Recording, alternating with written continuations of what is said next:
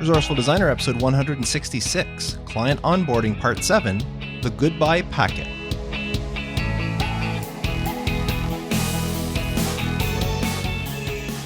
Welcome to the Resourceful Designer Podcast, offering solutions to streamline your graphic and web design business so you can get back to designing. And now, your host. Both his kids are smarter than he is, and he's proud of it. Mark Decote. Welcome to the podcast. Thank you so much for joining me this week. In this final part of the Client Onboarding series, I'm talking about the Goodbye Packet, a vital part of the client onboarding process at the end of a project. Now, if you haven't listened to the previous episodes of this series, I suggest you go back to episode 160 and start there to get the full experience. Now, I'm also going to share a resource of the week that is a way to help make this whole client onboarding process possible for you. So thank you very much for tuning in. If you're new to the podcast, I do appreciate you being here. Make sure you do decide to join the Facebook group if you're on Facebook. Visit resourcefuldesigner.com/group to join there. Just answer my 3 questions and I'll let you in. If you don't answer the questions, I will decline your invitation. So make sure you do answer the questions. Now, what have I been up to lately? Well, blowing my nose and scratching my eyes for one thing. Allergies have hit me big time this time of year. Worse so than I've had in the last few years. But that's not what you want to hear about. Now, here in Canada, this was a short week. Monday was a holiday, so it was a 4-day week. So a lot of stuff crammed into a couple of days. I got some work done on a website. Got a new poster design for an event, a local event happening. So that's kind of fun. I'm starting to work on that. A couple of more podcast artworks. A letterhead for another client. Don't do too many of those these days. And I'm also testing out a new project management software. Now, if you're a longtime listener of the podcast, you know that I love my pencil and paper. I keep track of all my projects in a Bilbo Baggins from Lord of the Rings leather-bound notebook that I have. And I'm not giving it up, but I have a side project that I'm working on, and I wanted something that was a little bit more portable, something that I could bring with me and use on my computer. So I asked in both the Resourceful Designer community as well as on the Facebook group, and I'm giving Trello a try. It seemed like a lot of people enjoy Trello, so I downloaded it on both my phone and my computer, and I'm giving it a try. So far, I like the way it is. I don't know if I'll ever replace my trusted notebook. I've been doing it for so long that way. But I am enjoying the experience of trying Trello. I'm watching a bunch of YouTube videos to see how different people set things up, just to get a feel for it. But I might continue using it for this side project I'm working on. So that's kind of what I've been up to this week. Now, over the last 7 weeks, I've been discussing the client onboarding. Now, the resource I want to share with you, if you're a longtime listener of the podcast, you're familiar with this, but it's my 4-week marketing boost. The reason I want to share this is the whole client onboarding process cannot happen if clients don't reach out to you in the first place. Client onboarding is not about attracting clients. It's about getting clients that are already attracted to you on board, converting them from potential clients into paying clients. But that all means that the clients had to reach out to you in the first place. And that's where the 4-week marketing boost comes in. This is a guide that I put together, a PDF ebook, that walks you through 20 short steps that will help you improve your first impression, meaning the first impression that people get whenever they discover you. Because the better your first impression, the better the chances they will reach out. And when they do, that's when you start the whole client onboarding process. I've divided the book into 20 different tasks for you to do. Each one should take no more than about 20 minutes per day, and you do it over the course of 4 weeks, hence the name, the 4-week marketing boost. And after that, you will be in a much better position to create that best first impression you can. So if you're interested in checking out my 4-week marketing boost, visit marketingboost.net, or if you are in the USA, you can text the word marketing boost, all one word, to 44222. Once again, that's marketing boost to 44222, but that only works in the USA. Everybody else, please visit marketingboost.net. And now, Client Onboarding Part 7, the Goodbye Packet. Now, last week, I told you all about Client Offboarding, the process of finalizing a design project and preparing a client for working together with you again sometime in the future. Offboarding is a way of informing a client that you've completed the work that they've paid you for, and that going forward, any additional work will be considered a new project incurring new fees. Today, in this final part of the Client Onboarding series, I'm talking about the goodbye packet, a way to collect and package up all the information, all that onboarding information that I shared with you last week, how to package it up into a nice and neat package in order to hand it over to your client. So what exactly is a goodbye packet? Think of it as a document of some sort that informs the client that, well, their project is at an end. It lets them know that should they require any more work from you, they'll have to pay you more. Now, the goodbye packet can also be used as a transition phase between, let's say, a web design contract and your maintenance package. It tells the client that at this point, the design phase is finished, and now you're moved on to the maintenance phase. So if a client continues to ask for changes once the project is done, the website's launched, and your grace period, if you have one, is over, it's a good indication that you should sell them an ongoing maintenance package if you haven't done so already. So the goodbye packet helps establish that time frame of when the project is over and anything else is a new project. So in brief, a well put together goodbye packet should accomplish the following. It should inform the client that their project is done, stopping them from asking for more changes. It should thank the client for choosing you as their designer, showing them how grateful you are that they picked you. It should instruct the client how to access any of their deliverables, such as downloading assets or files, or logging into their website, or any other relevant accounts. It should also teach the clients how to use stuff like their website.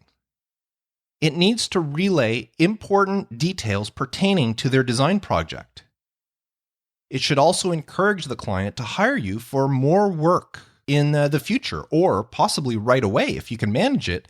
If you could convince them to hire you for a new job right away, bonus. Now, the goodbye packet should also answer any common questions that most clients have at the end of a project, the things that are reoccurring that every client asks. You should answer those questions. And the final thing that the goodbye packet should accomplish is it should show the client just how professional you are, which will make them more likely to refer you to others and more likely to use you again in the future. You see, unlike the intro packet that I talked about back in episode 161, which is a tool that is all about you, it's all about you and your business. It's something that you hand out as a promotional piece at the beginning of the onboarding process. Well, unlike that intro packet, a goodbye packet is all about the client. It's made for making it easy for the client to transition to using whatever it is you created for them. Now, also, unlike the intro packet, which is a highly designed piece that you can hand out to multiple clients, use it over and over again, the goodbye packet is a document that needs to be customized to each specific client. Sure, there'll be pieces of the goodbye packet that you can reuse again and again, but overall, it should be a document unique to the specific client that is receiving it. So how do you create a goodbye packet? Well, as I mentioned, a goodbye packet is a document. It's something you create for the client. Now, it could be a printed piece, it could be a Word document, it could be a PDF, it could be a dedicated page on your website that's maybe protected. You have a client area on your website and they have their own password to log in. It might be in there. Or it might even be something as simple as an email. Keith, a member of the Resourceful Designer community, shared with us in there that he started using BeFree.io. I shared BeFree as my resource of the week in episode 164. Well, that was after Keith shared it with us in the community. And he's using this platform as part of his offboarding process, as part of his goodbye packet. In it, he's creating beautiful looking emails that contains all the links and all the information the client needs at the end of the project. So he has links to the design assets if there's logos or stuff. He has instructions for them, everything. He's sending them a beautifully designed email as his goodbye packet. Now, the platform you use to create your goodbye packet isn't as important as actually creating one. So don't let the whole process of, how do I go about creating one, hold you back from actually creating one.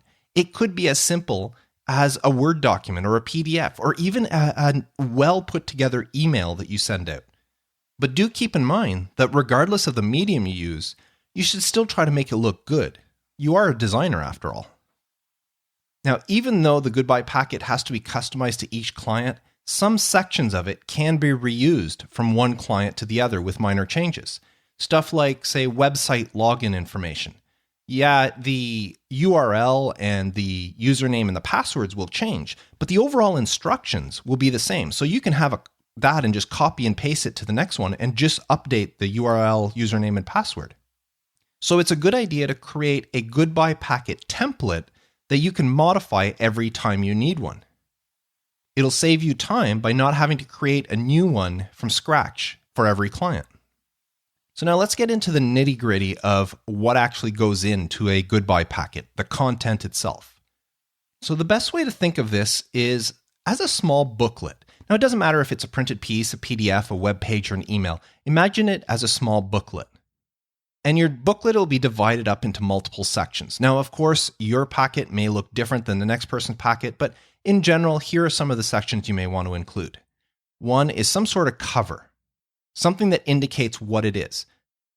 Now, keep in mind that a goodbye packet is all about the client, not you. So it should be recognizable as being for the client.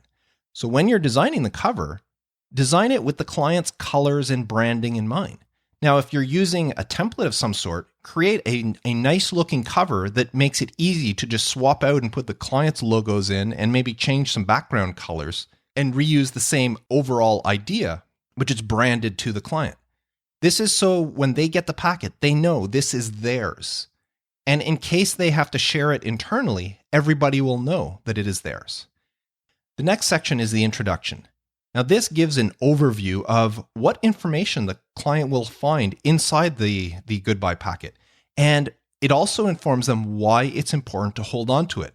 This is just not some fluff piece you're sending them. This is important information. So explain it to them in a short paragraph on the first page after they open the cover, why they want to hold on to this. Then we get down to the nitty-gritty. You need to provide any sort of access info. This is login information for websites or other accounts that you may have created for them. If you gave them access to a cPanel or hosting account or analytics or anything like that, this is instructions on how to access all that stuff.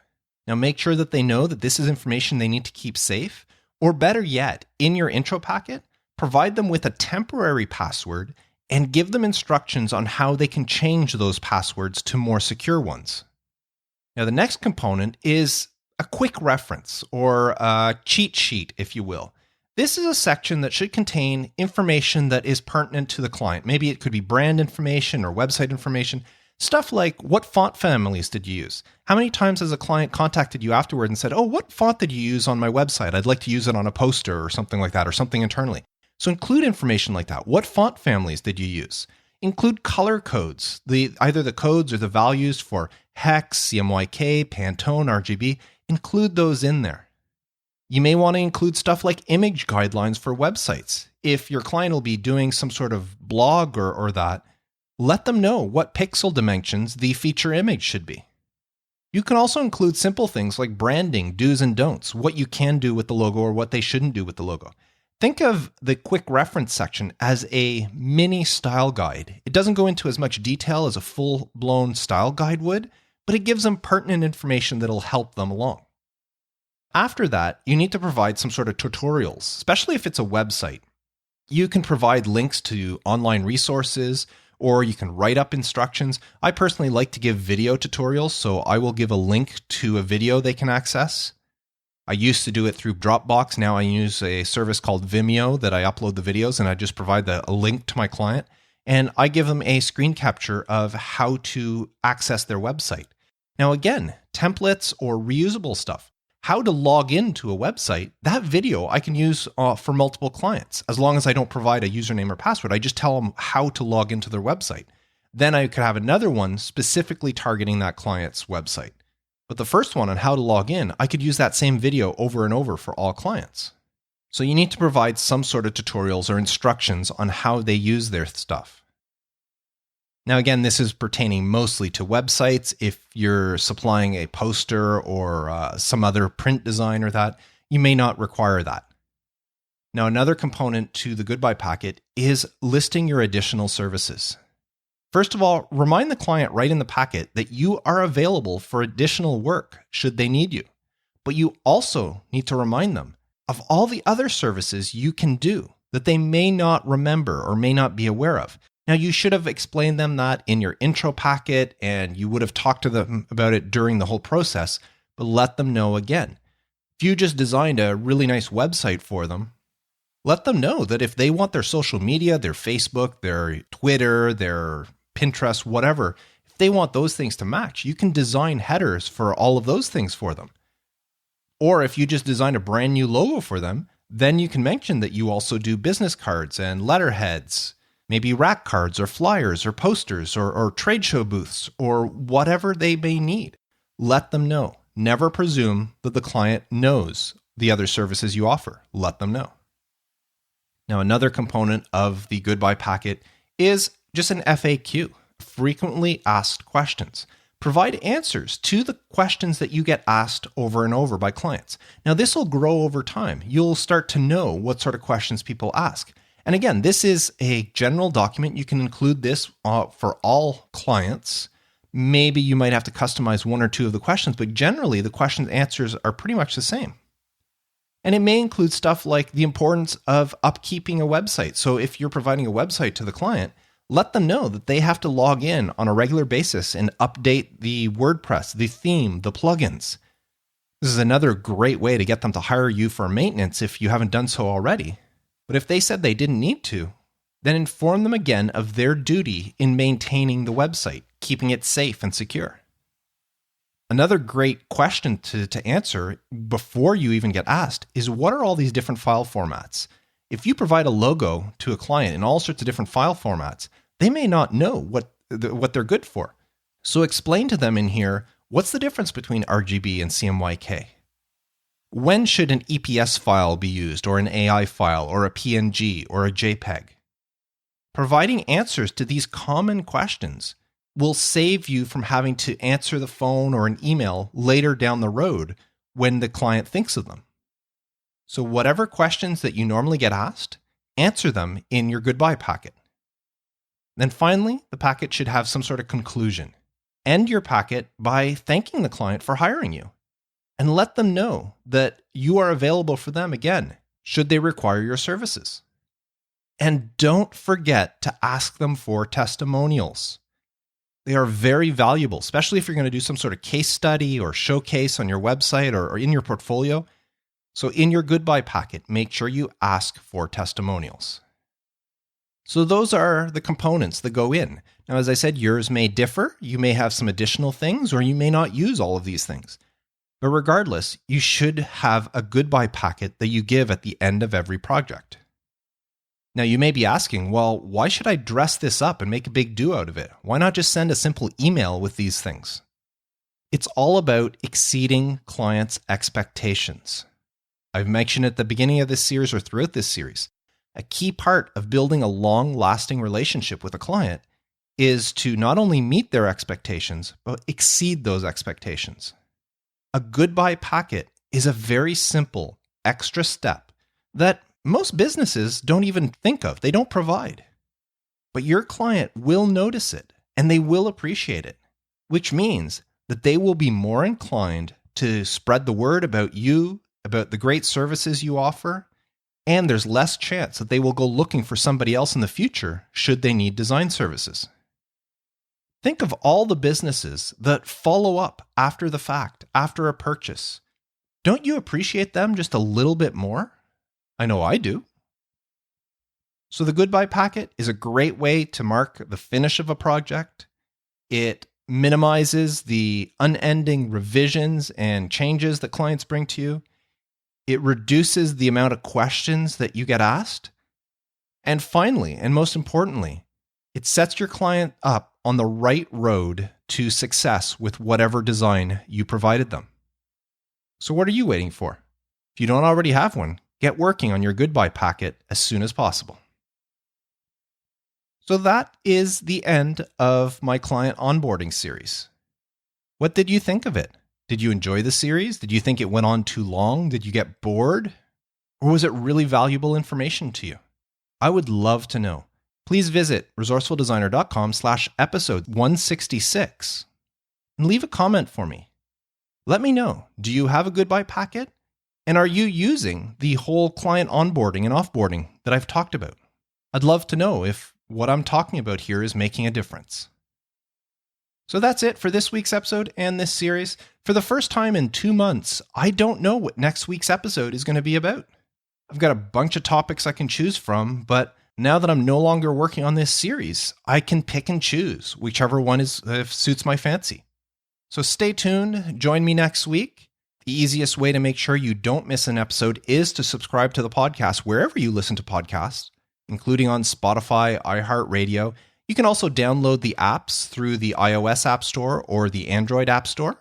And in case you don't know, Resourceful Designer is now also on Pandora, so you can check it out there. Now, I would love for you to share the podcast with your design friends. If you want them to know about the onboarding process, or if you just want them to listen to the podcast in general because you're getting value out of it, please share it with them. Resourcefuldesigner.com. Let them know. And once again, if they say, well, I don't know how to listen to a podcast or I don't listen to podcasts, tell them to download the app. They'll thank you for it. Now, I mentioned the Resourceful Designer community in this episode. If you are interested in joining the community, where we are holding video chats and great conversations, we're really getting to know each other and helping each other out. So much accountability and encouragement and everything going on that I really see the people in the community benefiting from their involvement and becoming good friends with each other. If that's something that you're looking for because you're working from home, you're feeling isolated, you don't have other designers to communicate with, you may want to consider joining. Visit resourcefuldesigner.com/community and see if it's for you. I would love for you to join. So once again, thank you very much for tuning in this week, and I hope to be in your ears again next episode. But until then, I am Mark DeCote, wishing you all the best with your graphic design business. And as I always do at the end of every podcast episode, I'd like to remind you to stay creative.